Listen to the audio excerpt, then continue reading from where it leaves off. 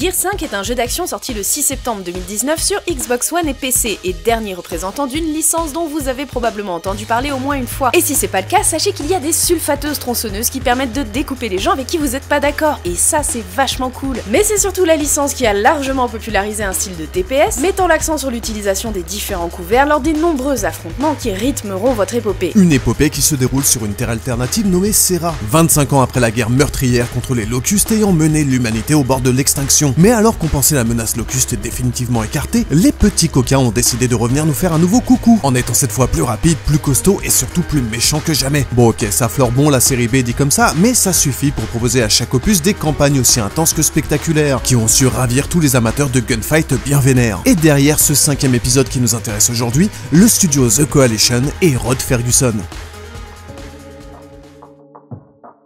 Si on devait résumer rapidement, on pourrait dire que Rod Ferguson, c'est un peu le taulier de la série Gears of War, ayant supervisé tous les épisodes de la série depuis ses débuts. Un rôle qu'il ne pensait pas endosser lorsqu'il commença sa carrière chez Microsoft en 1996 en tant que manager applicatif, où il participa au développement de logiciels de formation interne. C'est en 2001 qu'il fera ses premiers pas dans le jeu vidéo, en gérant notamment le développement de Microsoft Train Simulator, puis Bloodwake et le portage Xbox de Counter-Strike les années suivantes. Ce qui nous amène en 2006, où Epic cherchait alors une personne capable de superviser un projet ambitieux pour la nouvelle console de Microsoft. Rod, qui eut vent de l'offre, se proposa pour le rôle, ce qui le propulsera à la tête de l'une des plus grosses licences en devenir de l'industrie, à savoir Gears of War. Énorme succès critique et commercial à sa sortie en 2006, participant grandement aux ventes de la Xbox 360 l'année de sa commercialisation, les rouages de la guerre devint instantanément une licence phare aussi bien pour Epic que pour Microsoft, une licence qui appelait déjà une suite et même plusieurs. C'est ainsi que Gears of War 2 et 3 sortirent respectivement en 2008 et 2011, toujours supervisés par Rod Ferguson et toujours auréolé de succès. Mais après le 3e opus, qui faisait office d'épisode final d'un point de vue narratif, Epic souhaitait laisser reposer nos petits soldats bourrus pour se consacrer à d'autres projets. Autres projets fortement liés à la société Tencent, qui venait alors de devenir actionnaire majoritaire d'Epic et avait donc désormais son mot à dire sur les productions de la boîte. Voyant se dessiner un futur fait de free-to-play et de jeux-services à la qualité discutable, Rod prit la décision de quitter Epic en août 2012 pour travailler notamment sur BioShock Infinite. Le mec tranquille quoi. Maintenant on va laisser Rod de côté quelques instants. Toujours en 2012, Microsoft opère une réorganisation interne de ses studios de développement, ce qui amène à la création du studio Black Tusk sur les cendres du studio Microsoft Vancouver. Et la mission de Black Tusk, elle est en plus très simple, créer une licence capable de rivaliser avec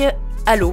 Ouais, sans aucune pression, tout va bien. Bon, autant dire que durant la première année du studio, c'était le flou artistique complet. Mais Microsoft avait de la suite dans les idées. Ainsi, après une longue période de négociation, Microsoft annonça en janvier 2014 l'acquisition de la licence Gears of War, avec la ferme intention de relancer la série. Et la boîte à Bill mit les petits plats dans les grands, en embauchant dans la foulée Rod Ferguson pour chapeauter une nouvelle fois une série qui lui tenait définitivement à cœur. Microsoft tenait désormais sa fameuse licence capable de faire jeu égal avec Halo, et confia son avenir au studio Black Tusk. Si l'on en croit Rod, la jeune équipe était déterminée à rallumer le feu sacré pour les Gears, un enthousiasme qui poussa Rod à renommer le studio en The Coalition, en l'honneur de la faction que l'on incarne dans les jeux Gears of War. Et après le remaster du premier Gears of War sorti en 2015, et de la suite officielle de la série nommée sobrement Gears of War 4, The Coalition continue sur sa lancée avec le 5e épisode qui nous intéresse aujourd'hui.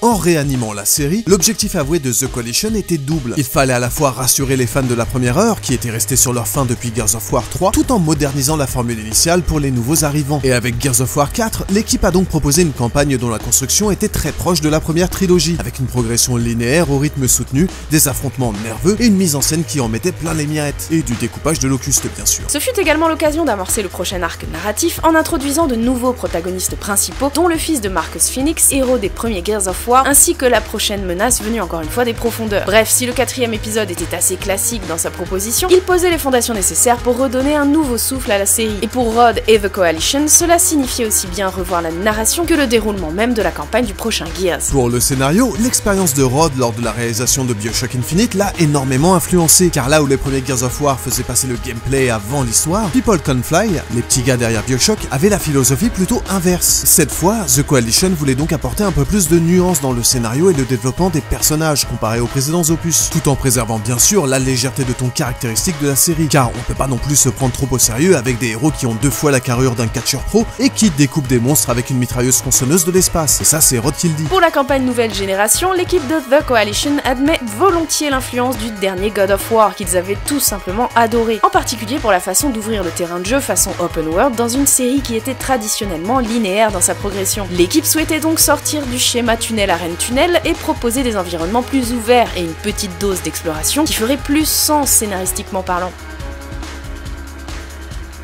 L'un des points forts de la série Gears of War est d'avoir proposé une campagne jouable en coopération dès le premier opus. En plus d'être parfaitement intégré à l'histoire, le scénario de chaque opus mettant systématiquement en scène au moins 2 personnages, le level design était pensé pour que chaque joueur puisse profiter de l'action tout en ayant l'impression de soutenir activement ses frères et sœurs d'armes. De plus, les jeux avaient la bonne idée de séparer des sections de niveau en 2 routes bien distinctes, routes qui s'entrecroisaient par moments le temps d'offrir des escarmouches en feu croisé du plus bel effet. Et si Gears 5 proposerait lui aussi une campagne jouable à 3 joueurs avec un level design qui mettrait à l'honneur la coop, The Coalition souhaitait aller un peu plus loin dans les interactions entre les personnages, et ce notamment par l'intermédiaire de Jack, le drone de combat qui vous accompagnera tout le long du jeu et qu'un joueur pourra cette fois incarner en coop. Du fait de sa condition de drone, Jack ne proposera pas le même style de jeu que les Gears et assurera avant tout un rôle de soutien, capable d'atteindre des endroits inaccessibles pour les soldats à peloton et augmentant les caractéristiques de ses alliés, tout en disposant d'un armement qui lui est propre. Petit bonus, les capacités du drone pourront être améliorées durant la campagne via un arbre de talent dédié, ce qui donne un petit côté RPG qu'on appréciera toujours. Naturellement, il sera toujours possible d'incarner les Gears plus traditionnels si tel est votre kiff, l'occasion de vider des quantités phénoménales de munitions, grenades, disques tranchants et autres foreuses explosives sur les hordes de locustes et autres monstres qui se dresseront sur votre route, le tout accompagné de vos poteaux, potines et désormais drones de bagarre. Et nous, on vous donne rendez-vous sur Twitch pour tester tout ça.